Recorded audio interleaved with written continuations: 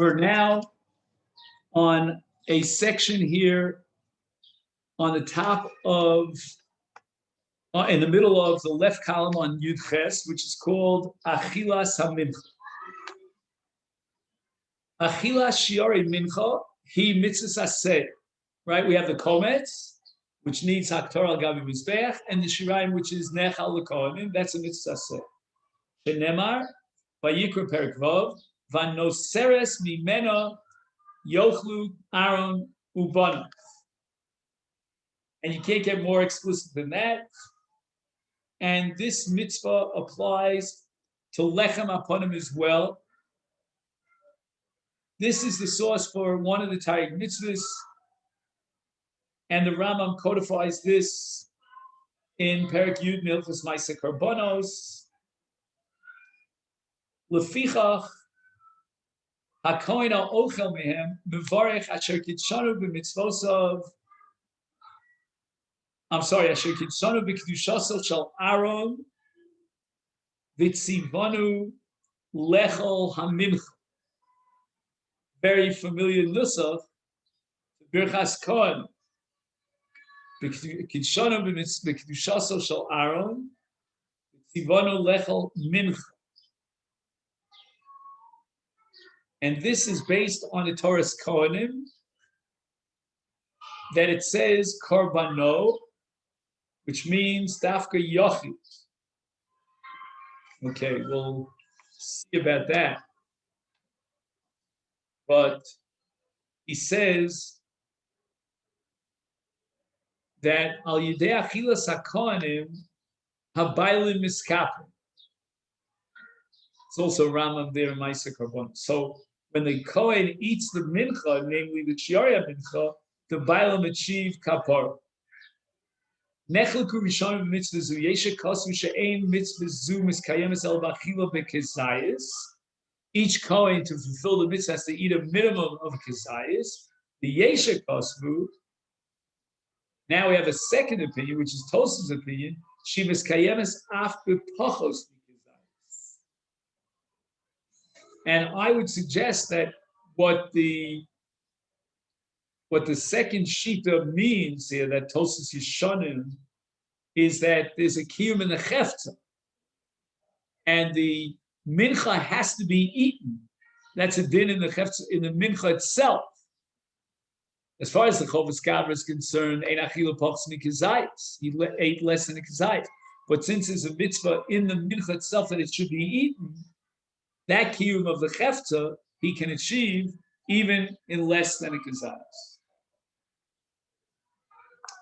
And this is the famous Beis HaLevi as far as Lechem Aponim is concerned, because the Lechem Aponim was divided amongst many, many Kohanim, and the Gemara testifies that each Kohen got Kipul HaLavan. He got a very small amount of bread to eat. There were miracles and so forth. He felt satiated with that small pool. But be that as it may, why is that a mitzvah? How is the mitzvah fulfilled? And the Beis HaLevi says it's not the Chovos Gavra, which require Ma'aseh Achila, which is Kesayis, but rather it's a kiyum in the chefta of the lechem. Now, Zman ha'achila, li'achar shekarvu ha'kometz v'alavona. What's going to be matir the shirayim l'achila? We need the haktar of the kometz and the lavona.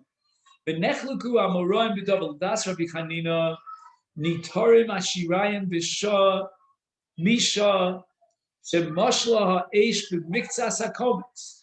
As soon as he lights the comets, even only a fraction of the comets is now being burnt, is burning, that's already enough to generate the matir to eat the shirayim. So holds Rabbi Chanina, whereas Rabbi Yochanan holds Einu nitom ache totas ha'esh beruba. In other words, there's a kiyum in the entire chefta of the mincha, and we apply the principle of rubo kekulo.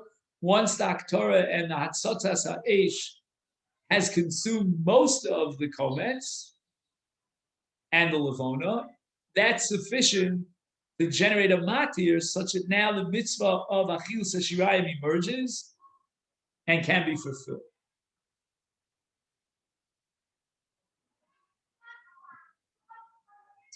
So what then is matir the shirayim? According to Rav Chanina, it's the involvement in haktorah, and that involvement begins with Moshla ha'esh b'miktzas hakomitz. That's the beginning of the kmitza. Rabbi Yochanan requires a full-fledged avodas kmitza, which the kiyum haktorah of kmitza, which only is clinched with rov, and that's what you call sof avodas haktoras hamincha hakomitz. Now, how long does the Kohen have to eat the shirayim? Kodshim gives him the day and the night that follows the day. B'yom hakravosam u'belayla shaliach. Min Torah, he can eat it the entire night. The Rabbanan made archaka, first mission in Shas, and he's got to eat it by chatzos laila. That's Gzeira de Rabbanan. And the reason for the Gzeira is codified in the mission itself, at the beginning of Brachos. Why? Because if he dallies, he takes his time, and now Amud Shachar comes, then it's nosar. And the Torah says that if you eat nosar, you're chayiv kares. Rav Soloveitchik used to always use this as an example to prove how even a moment of time in the halachic world is so significant. You can have the shirayim of 5, let's call it, I don't know when Alosa now, let's say 4:37. I don't know, I'm just telling you. So you could have shirayim of this mincha, and it's 4:36, and he eats the shirayim, and then you can have another mincha that the Kohen eats at 4:37, just a few seconds later, and he's chayiv kares because he's eating nosar. And now we turn to page Yud Tes, Mokum Achilu. Now, the menachos must be eaten within the mechitzos of the Azara, like any kodshim. If it's impossible to eat them in the Azara, you're allowed to eat them in the Heichal. I assume that that's a rule that applies in general to all zvachim, not just the menachos. Who is allowed to eat the shirayim of the mincha? The shirayim are divided up amongst the Beis Av that were mishamesh on that day, which means that we divide up every mishmeres gets 1 week. Again, this is going to happen 2 times a year, 6 months and 6 months, but in any event, 1 week that's given to the mishmeres, and we divide up the mishmeres in such a way that each Kohen will get his time, his day for the shimush and the avodah. The einam nechalim ela yidei zichrei kahuna kishar kodshei kodshim, which means that we divvy up the shirayim amongst the kohanim of that base av that were mishamish on that day, and they can now share the shirayim with other kohanim who are not part of the base av, because other kohanim are also zichrei kahuna that are allowed to eat kodshei kodshim. Now, how do we eat them? How does the Kohen eat the shirayim? Is he allowed, for example, to take the shirayim and submerge it into boiling hot water, make a bagel out of it? And that's called shiarei minchas chaluta. Chaluta is when you put a dough into hot water, boiling hot water. Ein cholten shiarei minchas solis beroskin. Kidei lavashna. Ela ofen mehen matzos. We have to immediately bake them as matzah. And the source for this is Rashi and the Rambam.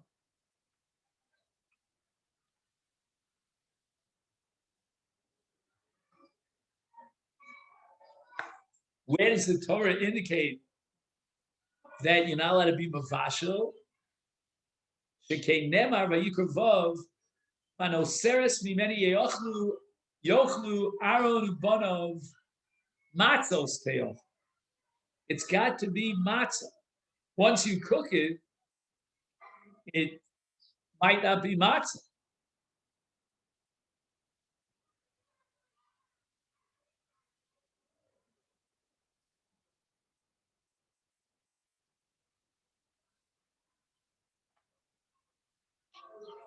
Das chachamim ofneim eser matzos. There's sufficient solace to bake 10 matzos. U'das Rabbi Meir 12 matzos. You're required to make 12 matzos out of the solace. It means that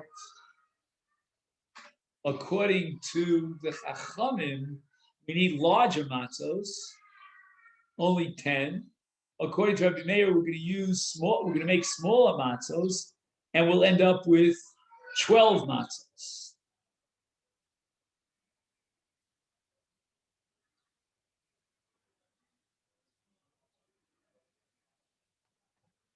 Rashoim hakonim loses b'tocham yayin v'shemen udvash. Right, normally that which comes off the mizbeach, we don't add dvash to the mizbeach, but here he's already taken the shirayim, which don't require aktorah, but rather achila, and he is going to add another taste, another foodstuff. Now, normally, this would be prohibited, because if there's a mitzvah achila, then you cannot alter the time of the Kodshim that have to be eaten. However, this case is going to be the exception to the rule. And you're allowed to add yayin and change the taste of the mincha. Or for that matter, he gives other examples, shemen, dvash. And the reason for this is kidei lahashbiach es ta'amon. We're not changing the taste, altering the chefza, but rather we're enhancing it, and that's called mashbiach. And we derive this from a pasuk. The Torah says in Bamidbar Yudches, L'chol Kodshei b'nei Yisrael l'chol nesatim lemishcha, or I should say lemashcha. And the Gemara Dashins, what does the word lemashcha mean? Hainu ligdula. So that which, let's say, a king, instead of giving him just a simple matzah to eat, you give him a sweet tasting matzah made with dvash, or you've seen wine matzahs, grape matzahs, if you know what I mean. And the first time I saw it was actually in Canada. And I had seen it in my youth, but in Canada, I happened to be there when I think it was maybe at Manischewitz, one of those companies, they produced a very beautiful presentation of grape matzahs. I think it says on the outside that only cholim should use it on Pesach. Anyway, so that's called lashbiach es tama, and that's called lemashcha ligdula. Iderech shamalachim ochel.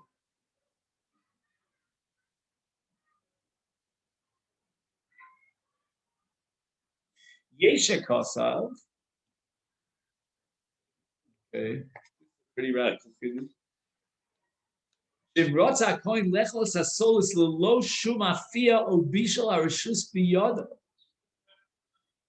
the Torah says, matzos teochen. He's taking the solace, he's not baking it, he's not cooking it. How does he get a matzah from it?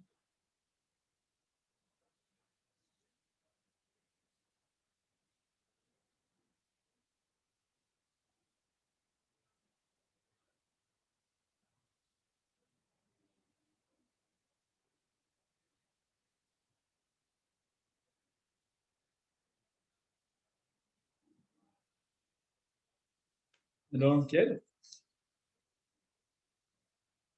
How is it possible to fulfill the mitzvah achilas matzah with something that's not baked? I don't get it.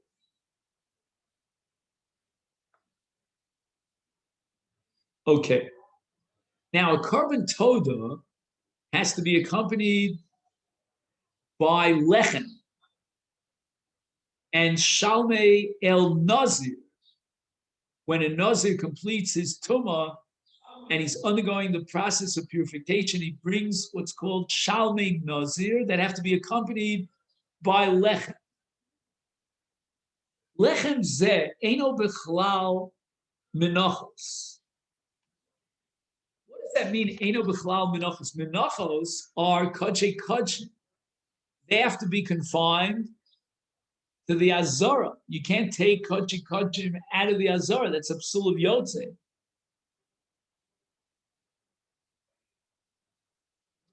But when we talk about lachmei toda or shalmei el nazir, we're not talking about menachos. They are lechem, but not menachos. They do not have the status of kodshim. And therefore, nechal b'chol Yerushalayim ki kodshim kalim.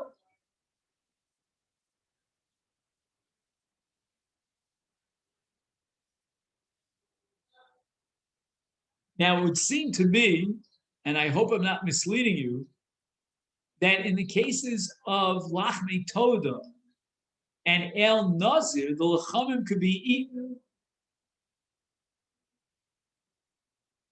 even by a zar, a non-Kohen.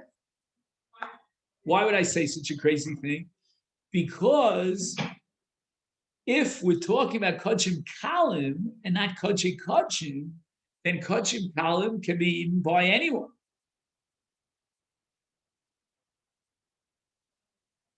So he writes it, "V'nechal b'chol Yerushalayim," meaning outside the Azor, l'chol adam.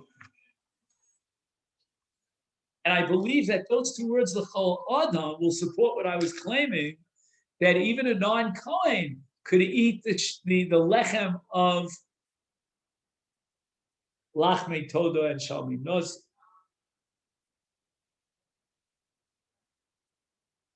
Below kishar menachos shehin kodshim she'enom necholos ela b'azara u'lezichrei kahuna bilvad. Mochein, another nafkamina is el hashlomim shel Aaron u'banav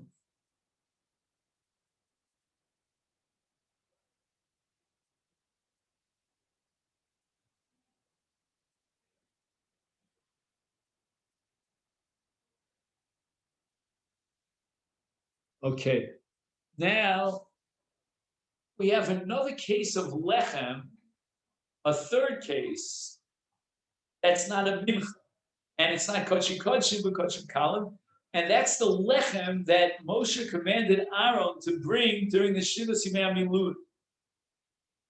We'd have to open up the parasha at the end of Shmos and see if we can find the lechem there. But that lechem, like lachmei toda and shalmei nazir, lachmei shalmei nazir, that lechem does not have the elevated status of kodshim.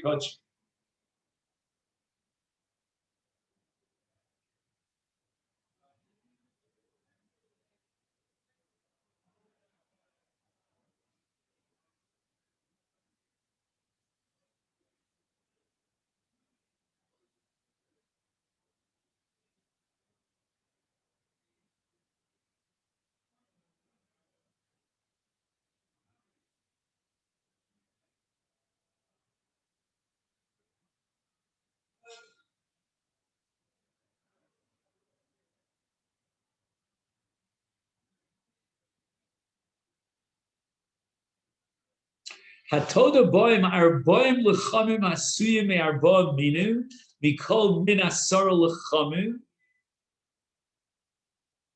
4 minim and 10 lechamim from each min. Shlosha minim asuyim matzah, so 30 out of the 40 lachmei toda are matzah. Vein chalos blulos b'shemen,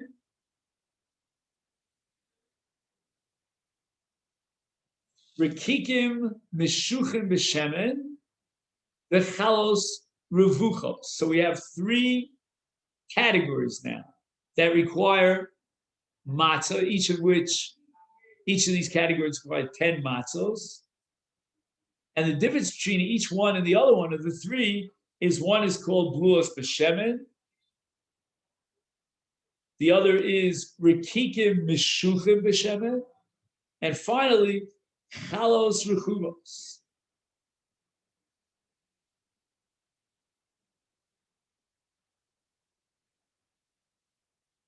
And Rechuvos means Chalutos B'Mayim Rostim,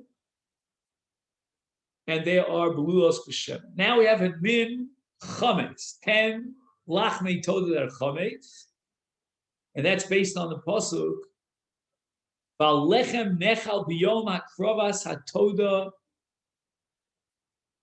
u'balayl. This lechem can be eaten on the day of that krova, the lilo that follows al yidei abayla.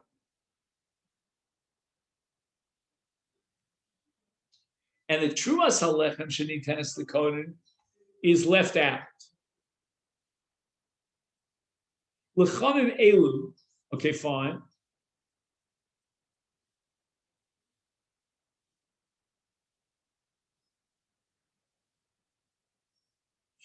Now I'm sorry. He's telling you how much of a volume do you need of solace for each of these minim, for each of these lechamim. Lechamim elu hayu asuyos me esrim isronim solas. Asor mehem l'shloshes lachmei hamatzah ve'asora l'lachmei chametz. Nimsa shekol lechem matzah hoya shlish isaron v'chol lechem chametz hoya isaron.